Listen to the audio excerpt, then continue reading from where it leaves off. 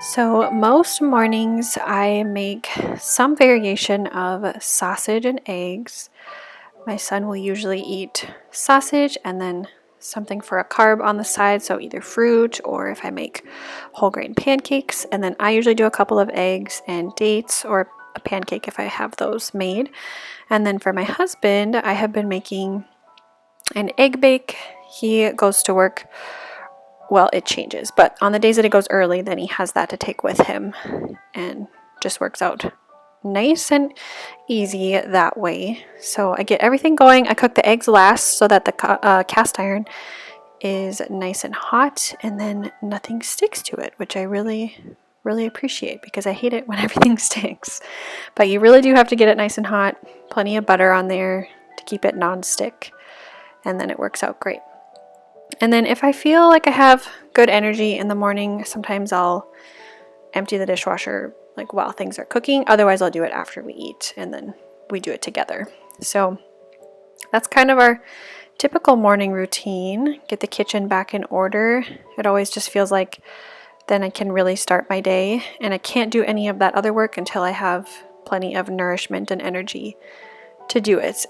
So there's nothing worse than, I don't know, a cluttered kitchen in any way. I just feel like it needs to be tackled pretty quickly. And cooking from scratch, you do make messes regularly, so it just needs to be tended to frequently.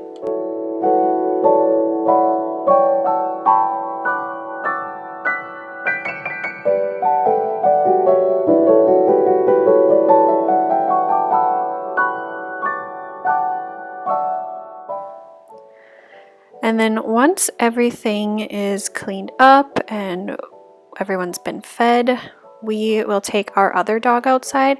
Currently, I usually take our bigger one out right when I wake up. We have to take them out separately right now, which is honestly annoying. It hasn't been that bad, but it is like an extra step because our bigger one tore his ACL, or the equivalent of it, and he's actually doing really well. We have not done surgery, just conservative management and just other things to support his health, and keeping him resting, like no jumping, no frolicking around. So the two of them can't really be together because they do play a lot and they get pretty wild.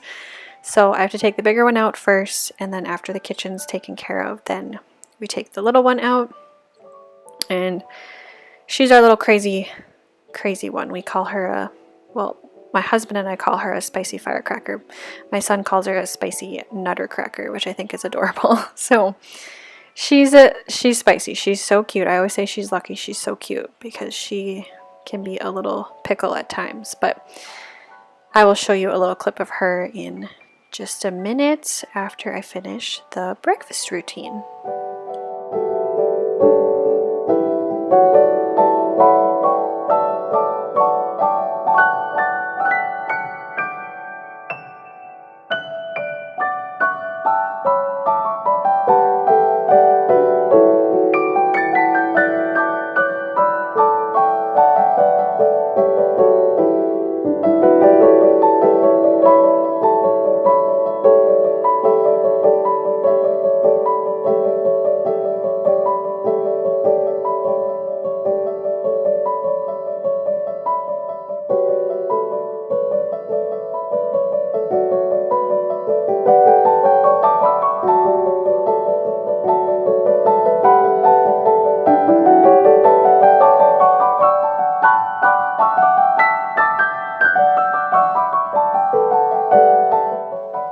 So I'm slowly figuring out what it is that I need to have made every week in terms of sourdough. So here I'm just feeding the starter because I was going to mix up some sourdough crackers a little later. And I was going to do tortillas too, but we still have quite a few left. So I thought I'd wait another week. But those are another batch of something that I'd like to have going every single week. As well as probably pancakes, because that's something we enjoy at breakfast time. So I will keep you posted on what I end up keeping up with every single week and like the days that I figure out work best to do it and the rhythm that I do it in as well.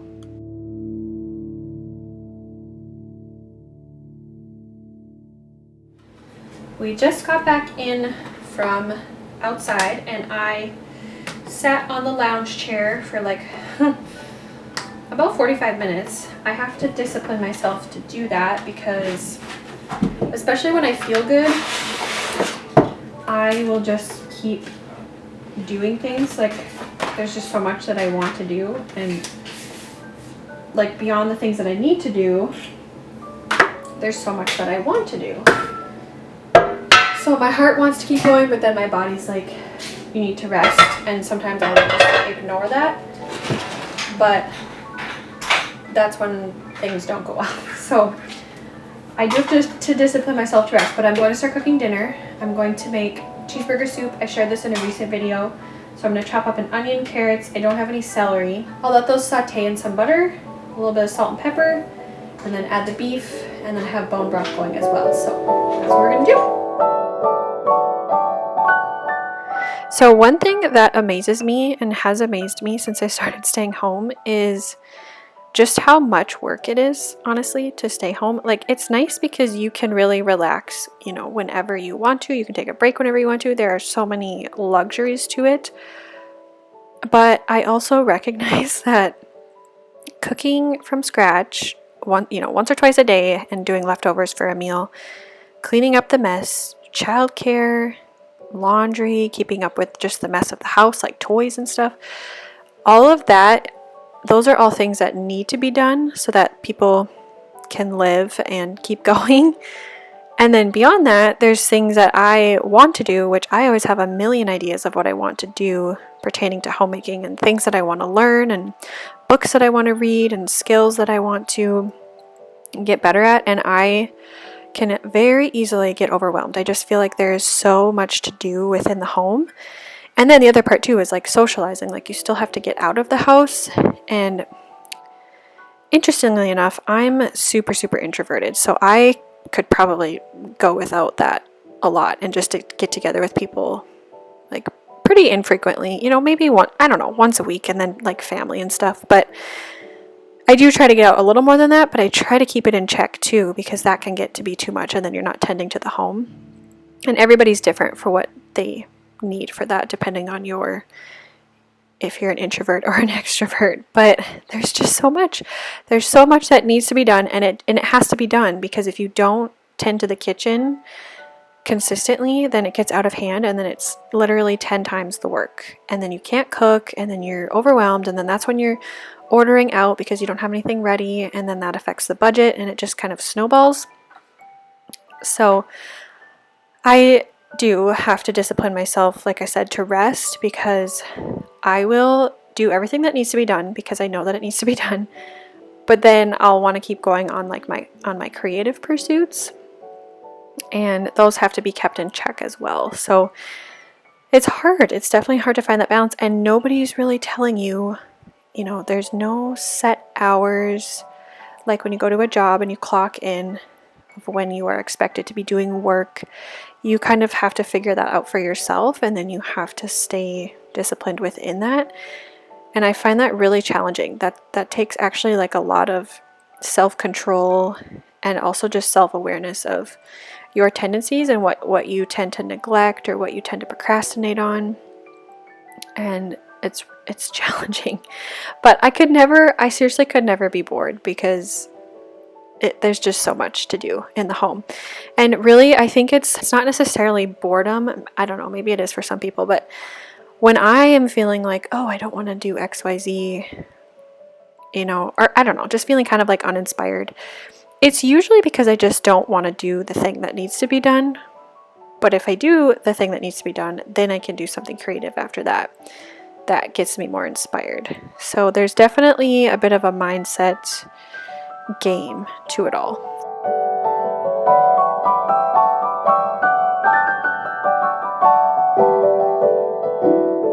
I'm mixing up some sourdough crackers here. They're really easy. I usually just use all-purpose for them. I made them with whole grain once, and they just didn't turn out as I would have liked. So I just do all-purpose. That way it's just still super clean ingredients, still made from scratch, even if there's a little bit less technically nutrition in them because it's not whole grain. It's just, I don't even remember where the recipe came from, but I've just saved the ingredients as a screenshot on my phone. But it's just a 1.5 cups of all-purpose, a whole stick of butter melted, 3/4 cup of sourdough starter, and then a teaspoon of salt. And you just mix that all together. I usually let the butter cool a little bit so it doesn't kill the starter. And then you cold ferment it in the fridge. So you want to wrap it in some plastic wrap, or you could even just put it in a bowl with a cover and put it in the fridge. Usually they say cold ferment up to 3 days. I've definitely left things longer than that before and it's been fine.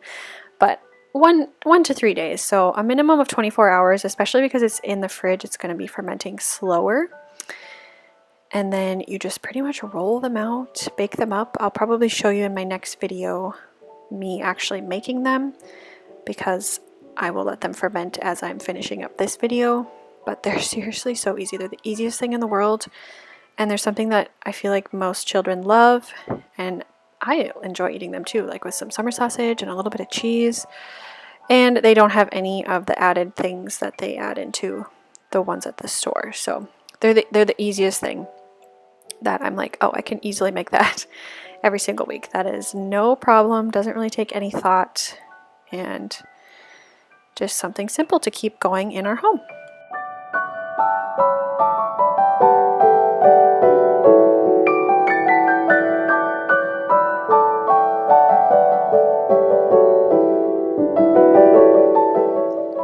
So you'll have to let me know if you are somebody who struggles to find inspiration in your home and different things to pursue, or if you're on the other side of the spectrum, like I am, who wants to pursue a million things and has to keep that in check because there's always a million things going on. You have to let me know, which side of the spectrum are you on, and how do you deal with that? How do you keep everything in check so that you are primarily caring for your family and your home and yourself? Of course, you have to take care of yourself to be able to take care of others. But yeah, you'll have to let me know how you handle that. So the last thing I wanted to do was to make a fall bucket list. I found this really beautiful image. I will insert it as part of the video, and then I'll share, I think it's from an Instagram account. You can find it on Instagram. It's called like Slow Simple Seasonal or something. And she just shares really beautiful images, and they're always so inspiring to me. So my bucket list was nowhere near as beautiful as what she shares on her page. But I found one of her posts that was, I think it was actually labeled a fall or an autumn bucket list. And I just read off some of the things that were on there to my son and asked if he wanted to do some of them. So we wrote down what we wanted to do this fall. And I actually think I'm going to do this every season now, because this gives me such a nice visual for the days when I'm like, oh, we don't have as much going on today, and that's totally fine, but we could do something nice and slow and creative in our home, and it gives me something visual to look at instead of just, you know, mindlessly scrolling or getting on Pinterest and getting lost in all the images, looking for something creative to do because I want to be creative. This helps keep us a little more on track. So thank you so much for watching today's video and for stopping by.